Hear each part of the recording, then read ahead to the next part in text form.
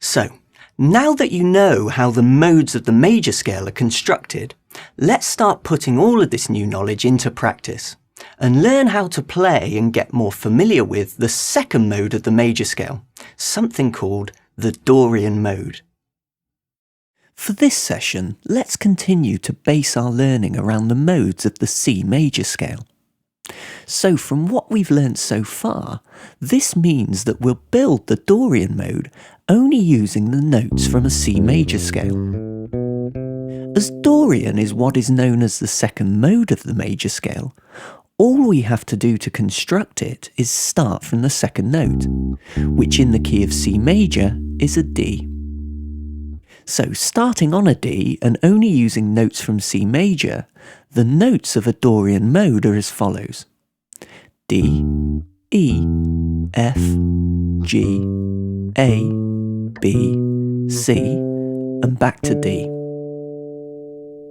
Now, because we've started the Dorian mode from the note of a D, we refer to this particular mode as D Dorian. And the naming of modes really is that easy. It's the mode's name, in this case Dorian, preceded by the note we're starting on. So, to fit a few more pieces of knowledge together, we now know that the second mode of the C major scale is called D Dorian. So for example, if we're in the key of, say, D major, the second mode of the D major scale would be called E Dorian, as hopefully you can see that E is the second note from our original major scale, and we then use this to build the Dorian mode from it. Okay, I'd now like to transfer this sequence of notes and apply them to the instrument. So here's a nice shape we can use to spell out the mode of D Dorian on the fingerboard. Play along with me and copy the fingering I'm using. Also say the note names out loud as we play to firmly establish their position in your mind. So, from the 5th fret of the A string, here's our D. But I'd like you to start by fretting it using your index finger like this. Next we move up to an E on the same string using the 3rd finger, onto the 3rd note, which is an F played using the little finger like this. Next we move up a string to a G played on the 5th fret using the index finger. Onto the note of A using the 3rd finger. Staying on the same string, go up another 2 frets to play the B using the little finger, but try not to overstretch here.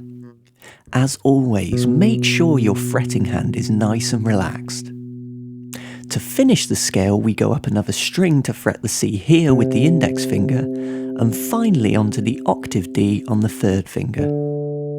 So, in sequence we've got D, E, F, G, A, B, C, and D. Okay.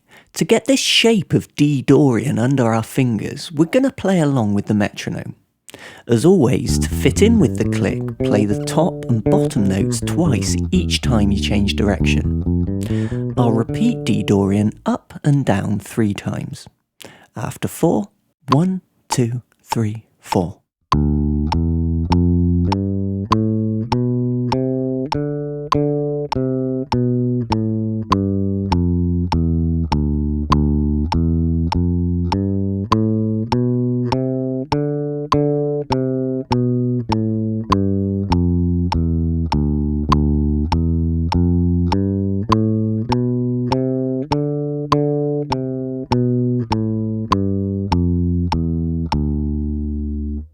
As always, it's good discipline to learn another way or shape to play this mode.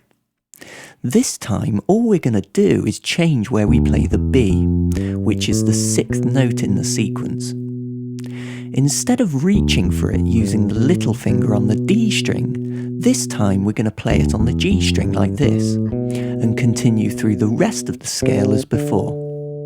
So the new shape should look like this: D, E, F, G, A, B, C, and D. Now let's try this new shape of D Dorian along with the metronome 3 times. Again, after 4, 1, 2, 3, 4.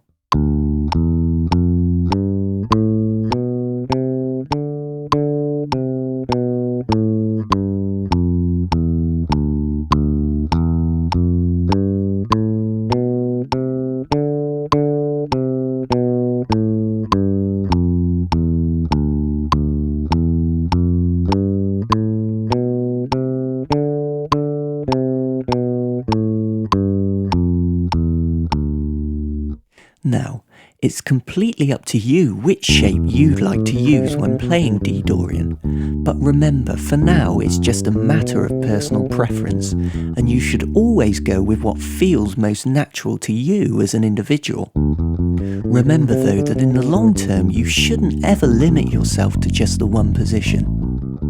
So something you could work on is exploring the other ways that you can spell out the sound of D Dorian in other positions across the neck.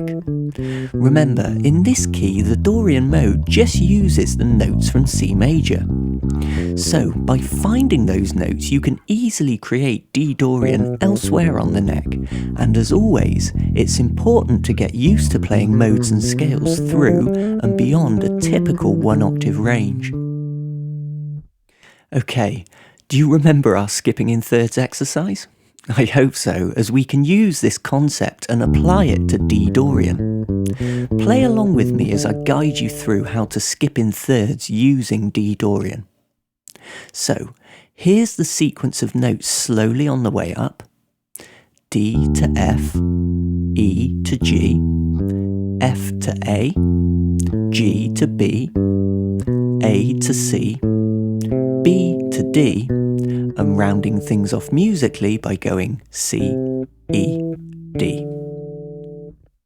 And going back down we'd have D, B, C, A, B, G, A, F, G, E, F, D, and finishing with E, C, D. Practice this for a little while to get it under your fingers, and when you feel ready, we'll play it along with the metronome. So, let's skip in thirds up and down the D Dorian mode twice. As normal, to fit in with the click, hold on to the octave D and low D for twice as long each time you change direction. Ready? After 4. 1, 2, 3, 4.